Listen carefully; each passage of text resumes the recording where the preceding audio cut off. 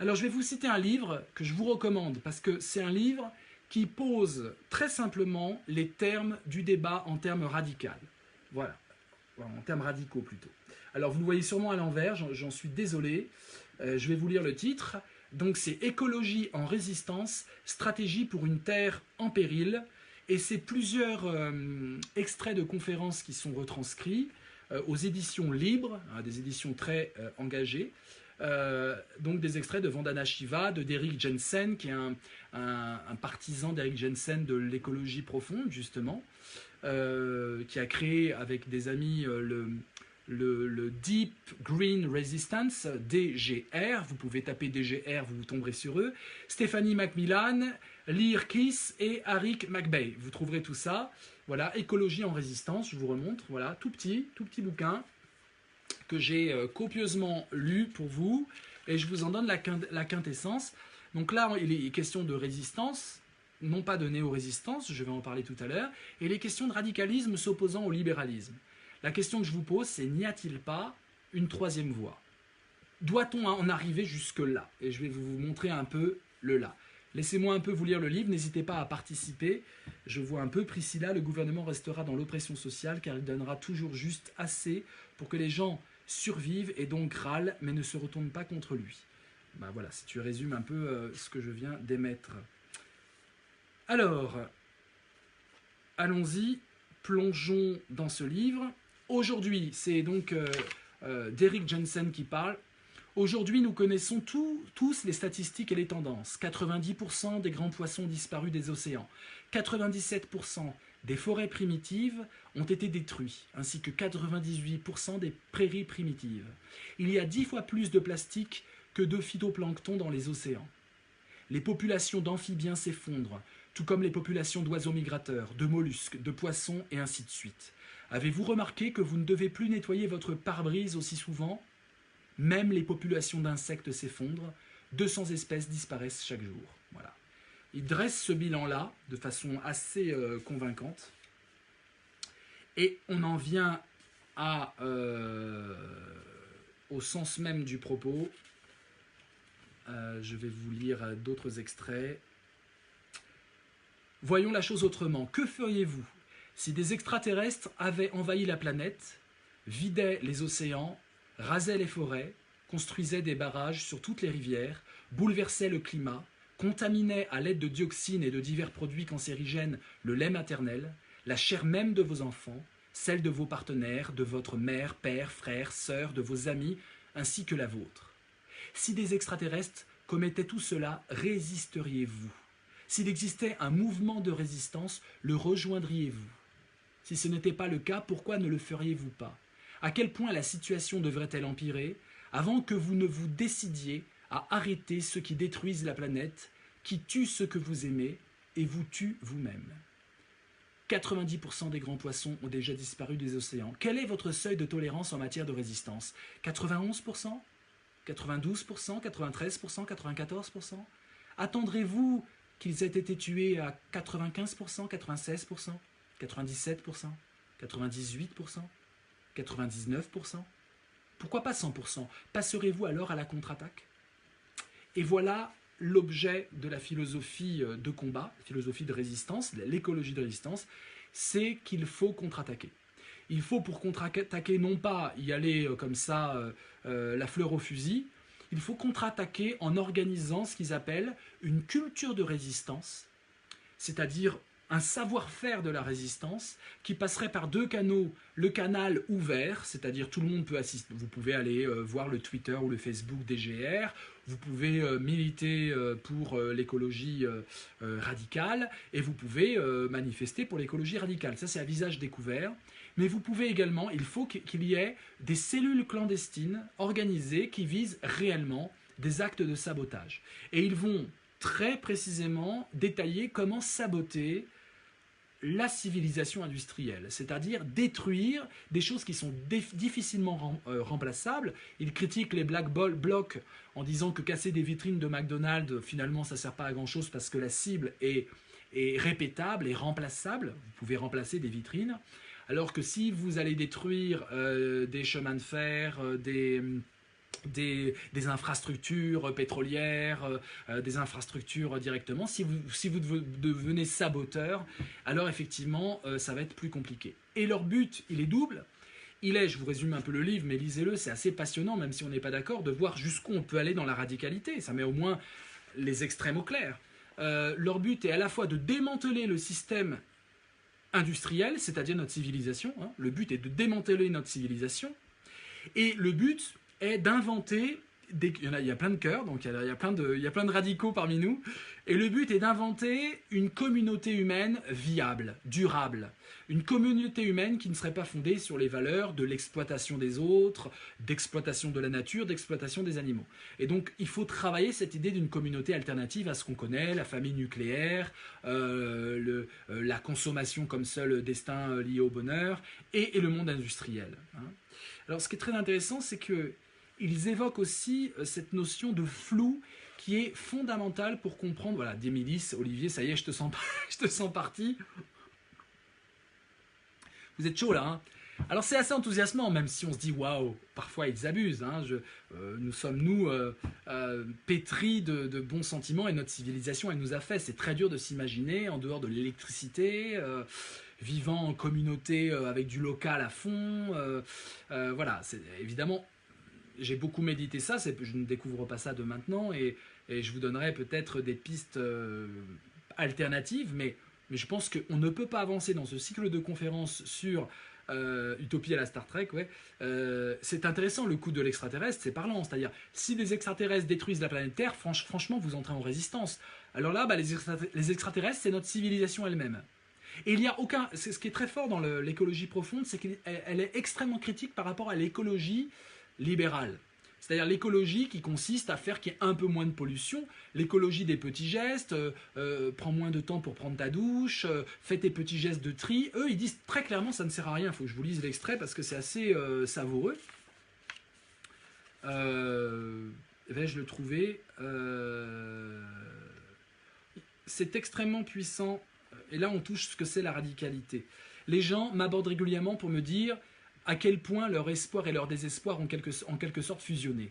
Beaucoup ont fait tout leur possible pour protéger les endroits qu'ils aiment, c'est-à-dire tout ce qui est possible, sauf la chose la plus importante de toutes, démanteler cette culture elle-même.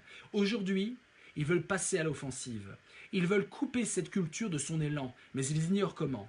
Les voix qui s'expriment dans ce livre ont fait un pas vers la création d'une culture de résistance, en vue de créer les conditions nécessaires au retour du saumon, au retour des oiseaux migrateurs, au retour des amphibiens.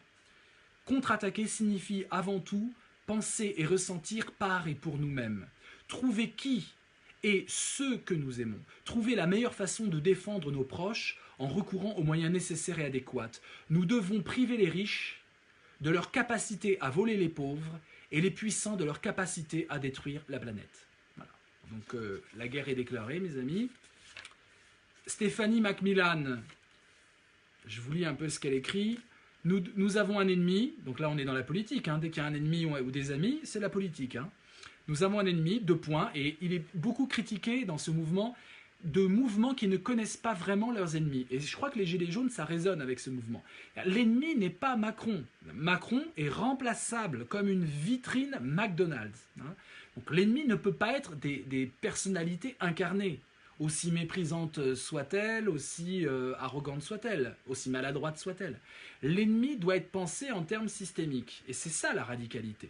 Hein, profondément, la radicalité, c'est de même pas s'intéresser aux personnes, de s'intéresser aux mécanismes de pouvoir. Quand Bruno Latour sur France Inter, et je vous recommande d'écouter son entretien assez intéressant, quand Bruno Latour, c'est lié à son livre « Où va-t-on atterrir ?», qui est sorti à la découverte, comment s'orienter en politique, quand Bruno Latour dit finalement ce qu'il faut, c'est pas un grand débat où chacun dit son opinion, mais ce qu'il faut, c'est que chacun y aille de sa description de ses problèmes et de à quoi il est dépendant, exactement comme les cahiers de doléances de 1789. Il ne s'agissait pas de dire ses opinions et de dire ce qu'on pensait de ce qui va être bon.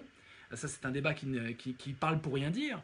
Il s'agit concrètement d'analyser à quoi je suis dépendant, de décrire des situations incarnées dans des zones effectives pour le coup.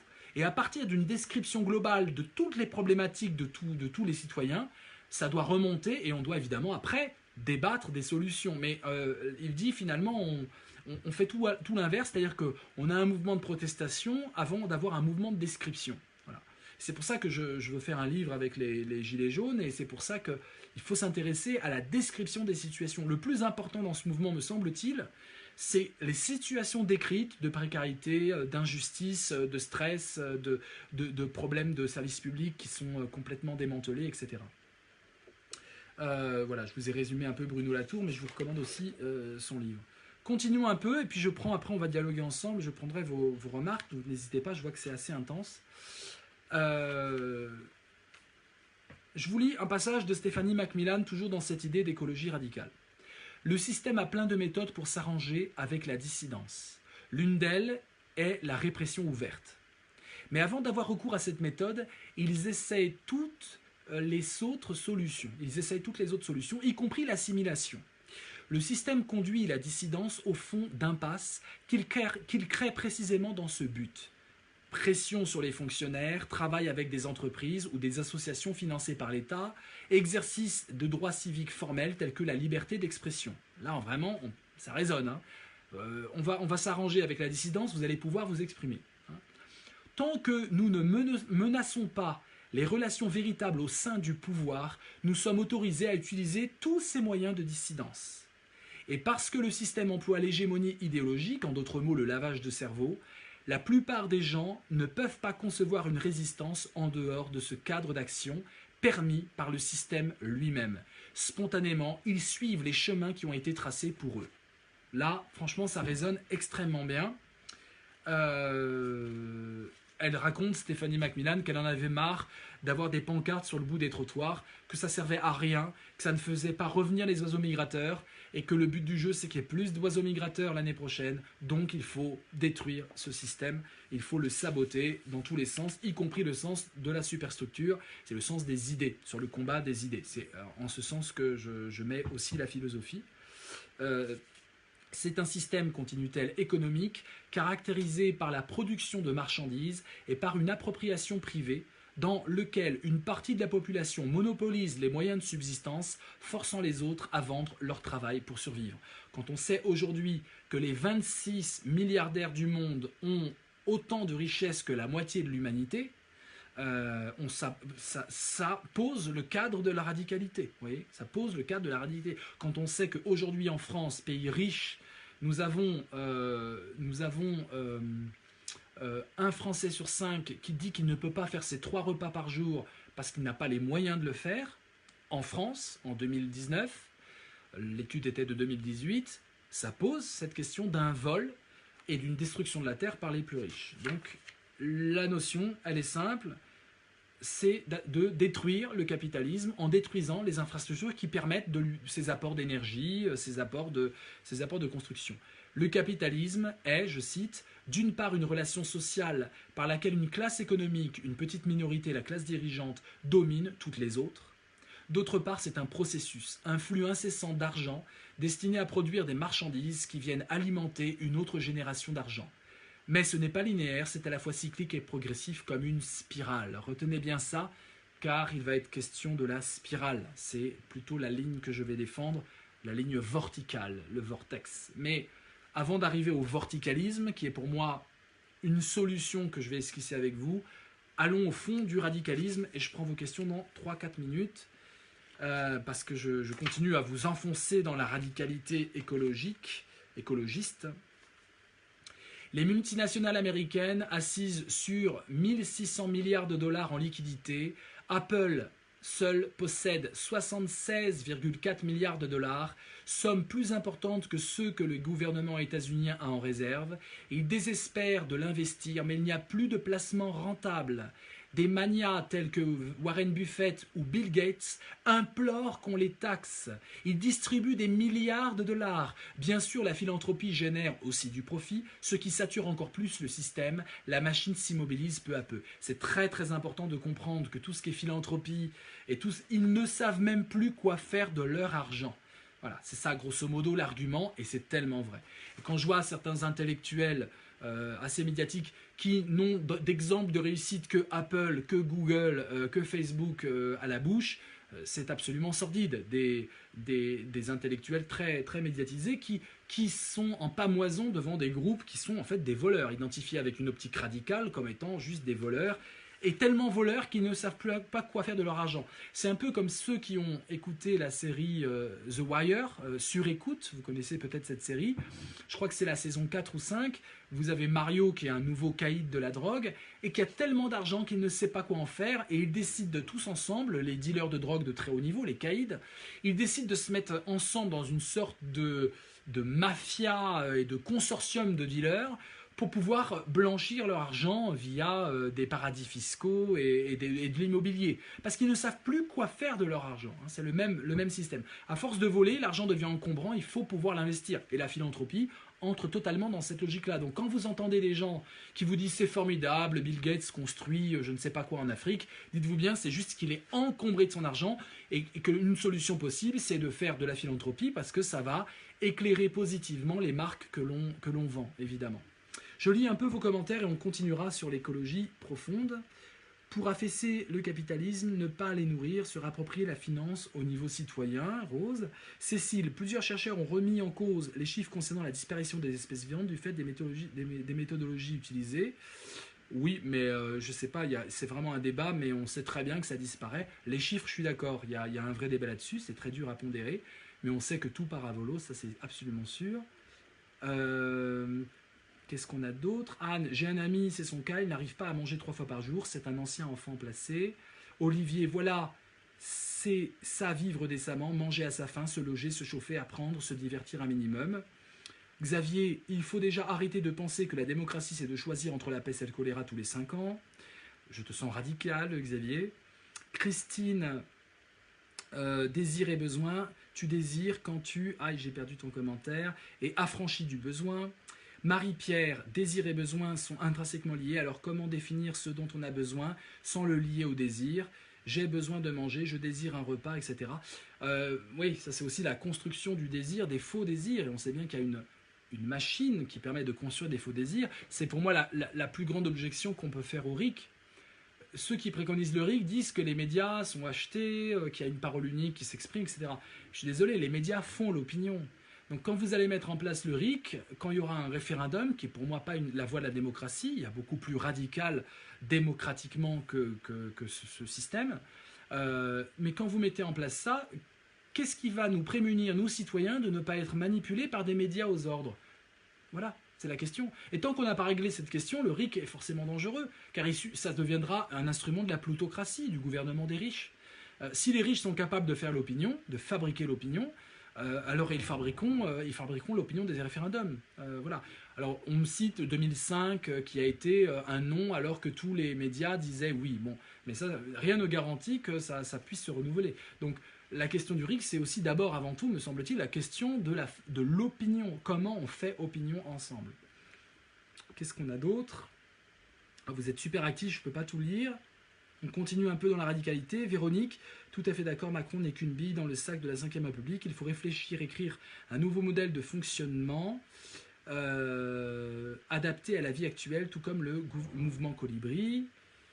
D'accord, tu fais référence à Pierre Rabhi, qui n'est pas radical pour le coup. Hein. C'est un mouvement qui consiste à s'adapter. Même s'il y a cette idée de décroissance, de sobriété heureuse, il n'est pas du tout question de remettre en question les fondements même de la société industrielle. Il est question d'adapter le capitalisme en le rendant plus éthique, plus éco-responsable.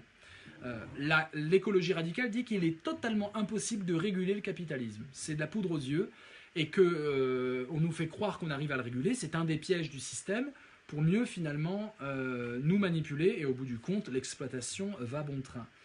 Je cite encore, je vais changer, évidemment, in fine, c'est la guerre. Hein, évidemment, la guerre permet, quand on n'arrive plus à savoir ce qu'on va faire de notre argent, et quand le peuple n'est pas content, c'est la guerre. Hein, on provoque la guerre, et provoquer la guerre remet les pendules à zéro, parle de médias financés par les impôts, ouais, voilà. J'ai un peu de mal avec Étienne Chouard, parce que justement, il y a un flou de la société qu'il veut construire. Il dit, mais les gens choisiront, les gens choisiront. bon, on attend plus d'un intellectuel reconnu que les gens choisiront. C'est comment ils choisiront. Le RIC, à mon sens, n'est pas une solution du tout suffisante. En fait, le RIC, le RIC est un moyen, et sacraliser un moyen, à mon avis, c'est une source de désillusion, voire pire. Voilà. Un moyen ne doit jamais être sacralisé. Vous sacralisez l'argent, c'est une catastrophe. Vous sacralisez la célébrité, qui est juste un moyen, c'est une catastrophe. Le RIC n'est qu'un moyen, à mon avis, parmi d'autres. Il y a peut-être d'autres choses à inventer que cette forme-là. Mais on n'est pas au bout de notre discussion et on va évidemment discuter de tout ça. Alors, je continue juste pour vous montrer un peu cette radicalité. Alors ça, c'est l'IRKIS, l'IRKIS, K-E-I-T-H. Lorsqu'on ne combat pas le pouvoir, on ne peut que se combattre nous-mêmes. Voilà. Et donc là, il est question d'une radicalité, même dans les choix possibles. C'est un peu le danger de la radicalité, c'est qu'elle s'impose dans une sorte de pureté du combat. C'est-à-dire, le radical, c'est celui qui a raison par rapport à tous les réformistes du monde. Et l'autre sera jamais assez radical s'il suit une option différente. Parce qu'on pourrait imaginer un combat des radicalités. Mais le radical, c'est celui qui se pense plus radical que les autres. Je vous lis encore 2-3 extraits que je trouve pertinents. Alors, il est question de beaucoup d'exemples. Ils étudient dans l'écologie de résistance, ils étudient les mouvements de résistance comme lors de la Deuxième Guerre mondiale, comment les réseaux de résistance en France se sont mis en place, le blocage des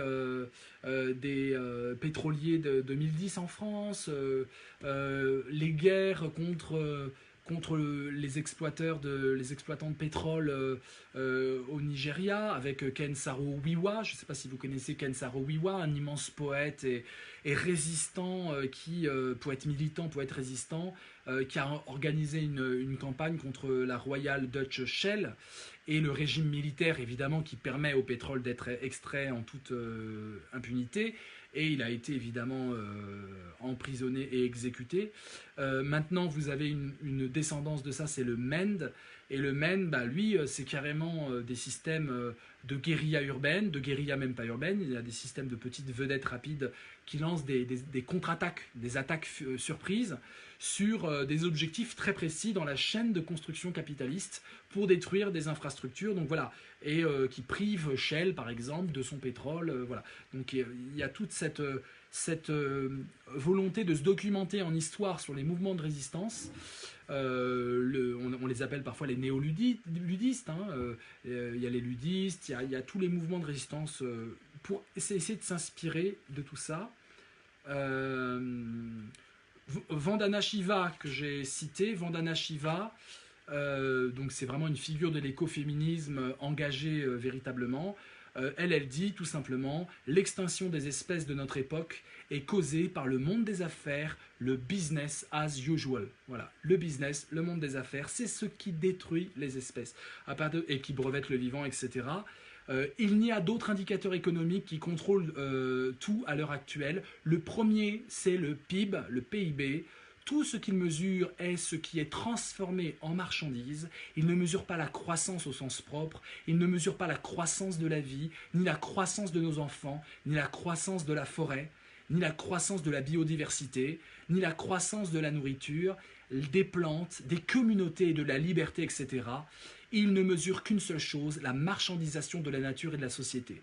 Donc l'indicateur même qui sert de canon pour évaluer les économies, c'est le PIB qui ne mesure pas la vie finalement, qui ne mesure pas l'augmentation de la vie. Donc l'écologie radicale doit aller avec des indicateurs qui seraient autres que les indicateurs du système lui-même. C'est toujours l'idée d'une contre-société. Plus d'abeilles, plus de vie sur Terre, tu dis kiss. Voilà, c'est ça. Et si on mesurait en termes d'abeilles, en termes de bien-être des abeilles, les économies, et voilà. Bon, évidemment, ça n'arrivera pas. Et l'écologie profonde dit, ça n'arrivera pas, même avec des pancartes dans la rue, même avec du Pierre Rabhi qui nous dit il faut quand même changer les choses. Ça n'arrivera pas. C'est-à-dire, Pierre Rabhi pourra peut-être planter plus d'abeilles, mettre plus d'abeilles, mais ça ne changera pas le système qui tue les abeilles. Vous voyez ? Donc, autant être radical, remonter à la source et remettre en question la société industrielle elle-même.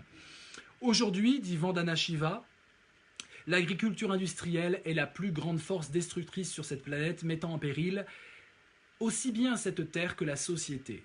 Et ce qui concerne la Terre, là on voit le lien entre Gilets jaunes et écologie, lien qu'on avait perdu de vue depuis le 17 novembre. Hein. Lien perdu de vue, mais en fait lien complètement lié. Hein. L'ennemi commun, société industrielle, et évidemment le gouvernement qui va avec, la façon de faire société qui va avec. Et on comprend pourquoi Emmanuel Macron, dans ses vœux de nouvelle année, a ce mot qui est passé totalement inaperçu. Il cite deux mots qui résonnent encore à ma mémoire et qui nous font mal, nous, quand même, qui avons quand même quelques lives derrière nous et quelques lectures. Il parle d'écologie industrielle. Revisionnez les vœux de Macron, et vous voyez qu'il dit mais il faut que se développe l'écologie industrielle, qui est un oxymore, qui montre la contradiction. Ça veut absolument rien dire.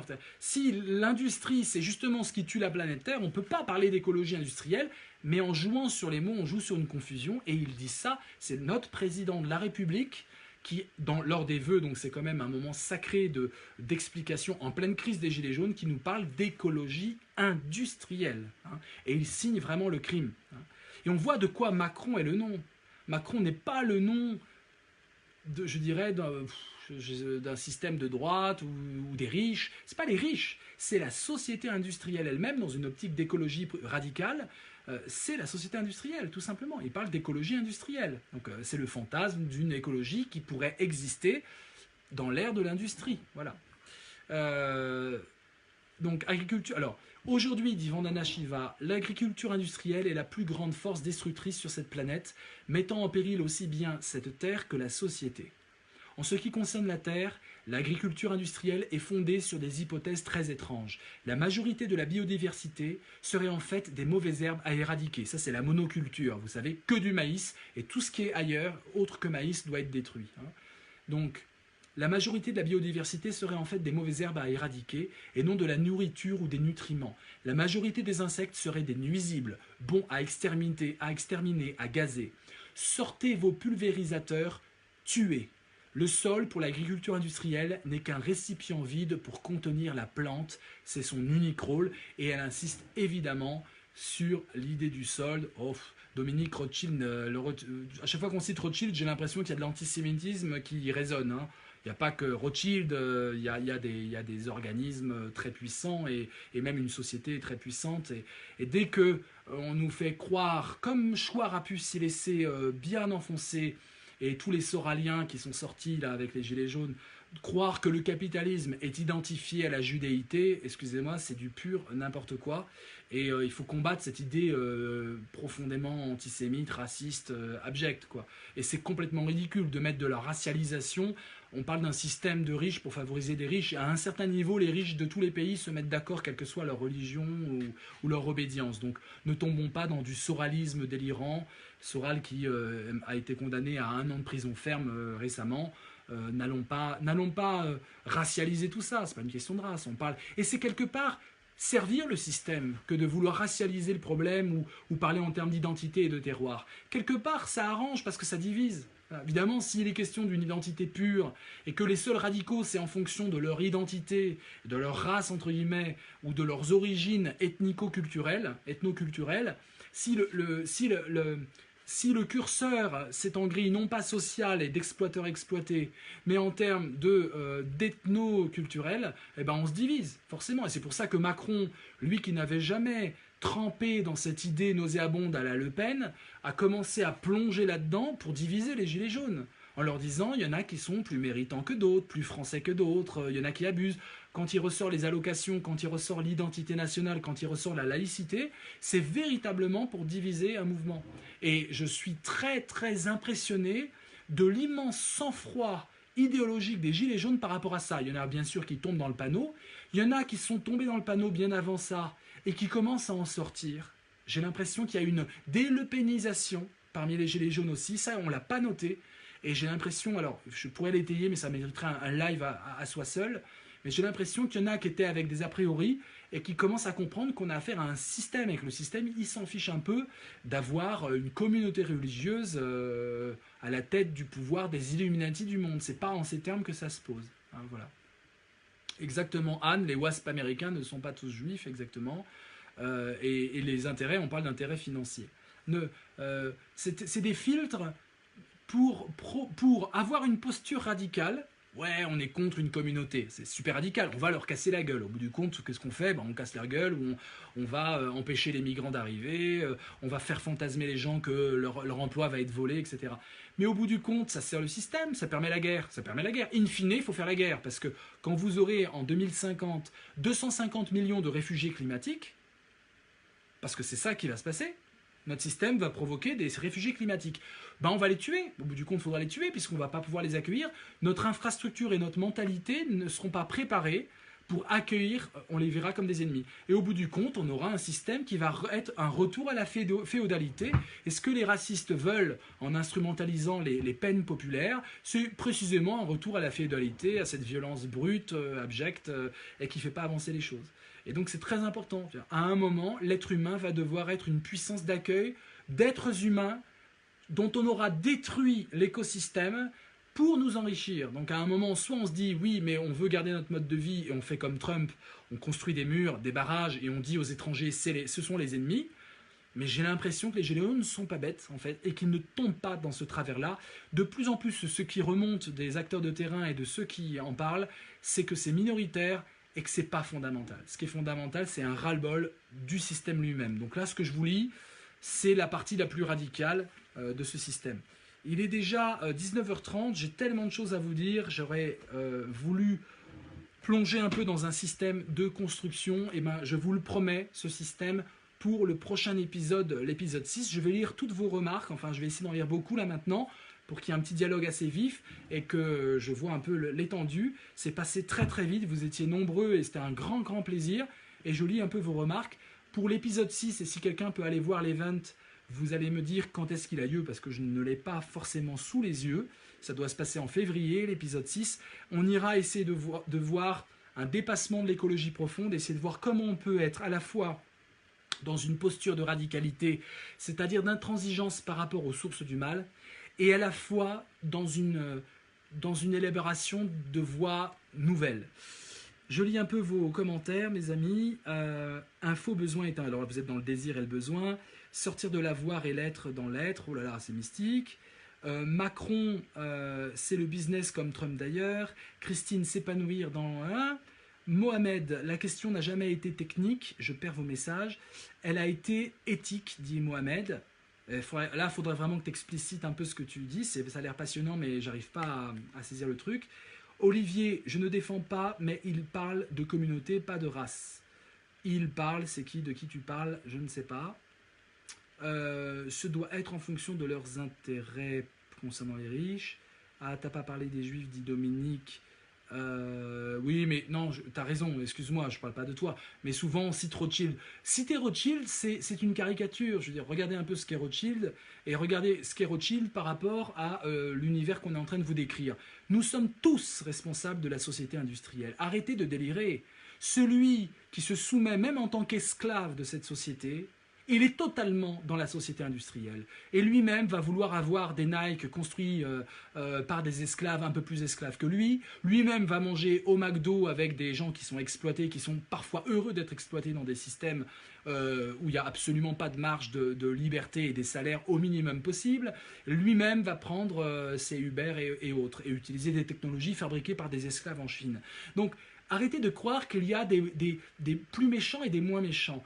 La posture de l'écologie radicale, c'est qu'on est tous des pourris. Voilà, on est tous des pourris. Et c'est assez intéressant, non pas pour se flageller, mais pour partir de cette radicalité-là. Nous sommes tous partie prenante de ce système. Les gilets jaunes, ils se rendent compte peut-être de quelque chose qui est de cet ordre-là, et c'est pour ça qu'il faut les faire taire.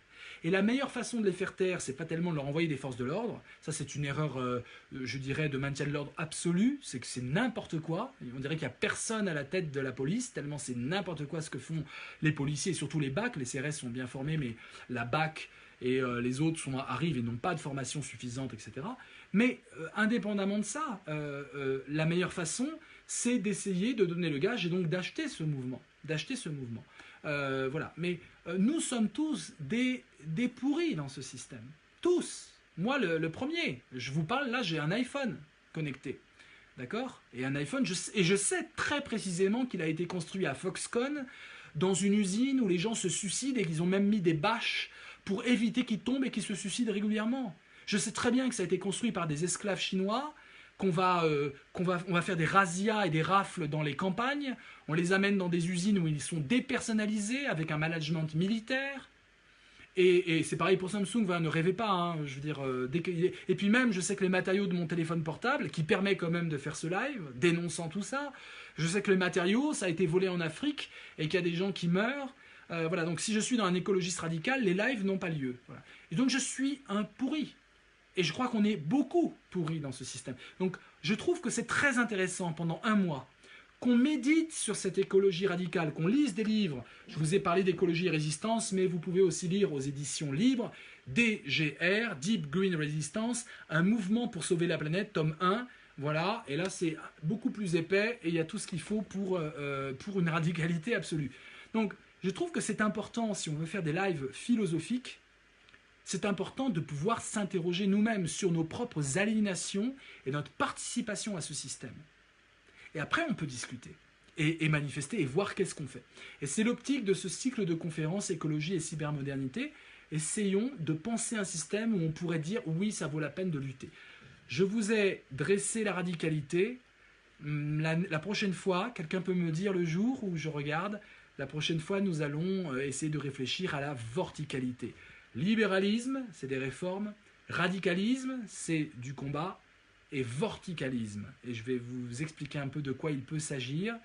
On n'est pas pourri, mais compromis. Voilà. Belle lucidité. Bon, je vous remercie. Je vous donne rendez-vous le 22, donc, sur la chaîne Thinkerview. Hein, je l'ai dit en bon anglais, j'espère. Voilà, Thinkerview.